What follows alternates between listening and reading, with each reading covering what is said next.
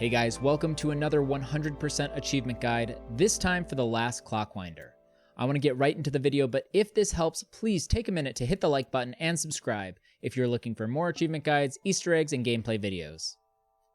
If you are looking for a specific achievement, go into the chapters or timestamps in the description to find what you're looking for.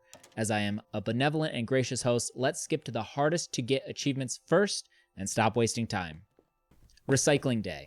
This one isn't hard, but if you're not looking for it, you won't find it. You need to chuck something that isn't replaceable off the clock tower, so seeds don't work. In the very first part of the game, you can do this with a room key, but any room key will do. After it falls, it will respawn where it was. Fire code violation. This is a fun one. In any room, spawn as many clones as possible. I believe it's 25 max no matter the room, but I only tested in Blusher Gardens. Just keep making clones until it gives you this message and the achievement will pop. Just look at this happy family. Like this. I bet this is going to be the hardest one for most people. It took me a little while playing around to get it, as I misheard a note several times. You must play the melody to the song that Adia plays on the recording on the piano. Good try, but it goes like this.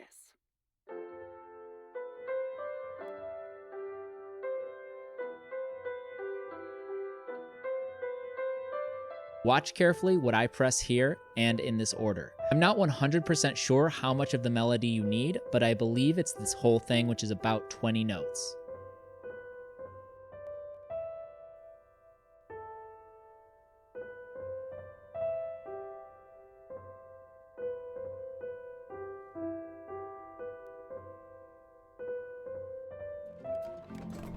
Alright, now's a great time to skip over the other achievements that we won't be covering in detail. These 4 achievements are story-based, and as long as you complete the main story, you will get them all.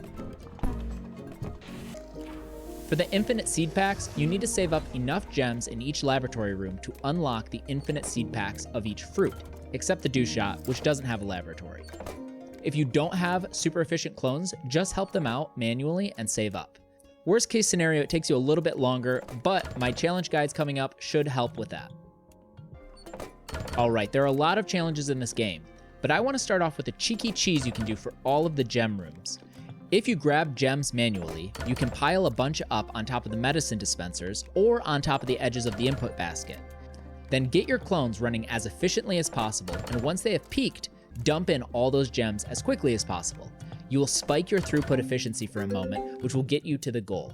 Just make sure that you don't have more than the required number of clones. Blusher Garden Challenge. For this one, the big thing to remember is to have your clones grab fruits as soon as they grow. You can use 1 clone to grab 2 fruits per cycle because blushers grow fast. I saved the closest pod for myself and worked my way back from there, placing clones as I went. I struggled for a bit at the Berry Bomb Challenge, but the secret to this one is to forget the stock clone that comes with this room.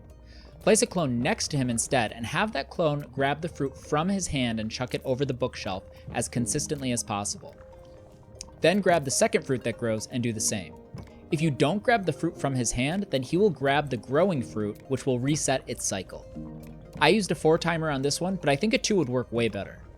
Then, have clones at the other pods, lobbing fruit as close as possible over the shelves and as quickly as possible. Go back to the basket and record a clone catching and depositing all of the berry bombs. If you need to, you can also catch and deposit the berry bombs to speed up the input. Lilypads was the easiest one for me. Just make a clone completely wail on the Dewshot to get it into the funnel. It only takes 4 clones and 2 Dewshots, 1 at each Dewshot and 1 for each Lilypad. For the Dewshot challenge, there's a cheeky trick you can use. First, get as much productivity as possible by having 1 clone at the basket with a knife. With your remaining clones, have them chuck the molecules of blushers and Dewshots at the knife man and record the knife clone cutting them all up to be deposited. If you still need more throughput, check this out. You can grab a fruit and make a long chain of Dewshots on 1 molecule. Then, let your system get back up to efficiency and use your molecule against the knife clone to drop the Dewshots in from your molecule. You'll get a spike of fruits per minute throughput, which should get you to the max.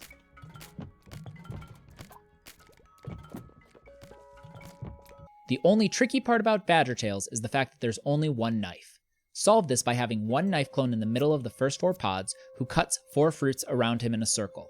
Then, have him throw the knife toward the middle of the other 4 pods. Record a clone catching that knife, cutting the 4, and then throwing the knife back. With good aim, it should be no problem. Just make sure that the clones have the catch button pressed while recording them catching. Then it's just a matter of having 1 clone for 2 Badgertails each, grabbing the fruits as they fall and throwing them to the basket. You can have 1 more clone cleaning up the fruit by catching it and depositing it in the basket if you need to.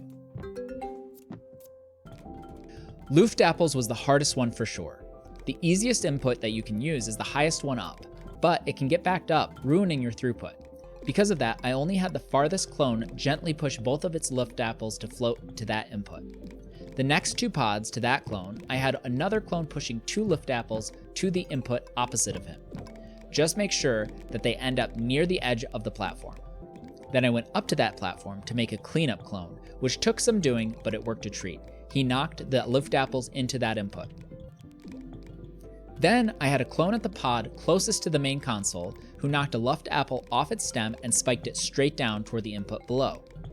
In front of that input, I had another clone at that pod knocking an apple off that stem and with a 1-2 combo into the input, and then hitting the other apple the upper clone just spiked down into the input as well.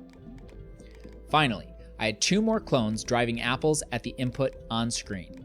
One knocked the apple toward the other, and the other continued that apple along toward the input, as well as knocked its own apple toward the same input. That's the max number of clones that you can have for this challenge, so I played cleanup at this input and made sure all those apples went up, and I got it. Thank you so much for watching. If this video helped you at all, please drop a like for me, it really helps. And if you like achievements, consider subscribing as I do guides and full playthroughs of new releases, especially for indie and puzzle games. If you want to know how to not cheese some of these challenges, say so in the comments. If there's enough demand, I'll make a video showing my non-cheese methods on all of the farms. Good luck, be safe, I'll see you next time.